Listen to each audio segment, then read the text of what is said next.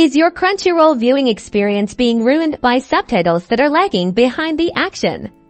Let's dive into fixing those annoying subtitle delays. First, try clearing the app's cache. This often resolves temporary glitches on your phone. Go to Settings, then Apps, find Crunchyroll, tap Storage, and clear both cache and data. Remember, clearing data will require you to log back in. Next, adjust your video quality settings within the Crunchyroll player. Lowering the resolution can reduce buffering and improve subtitle synchronization, especially if you have a slower internet connection.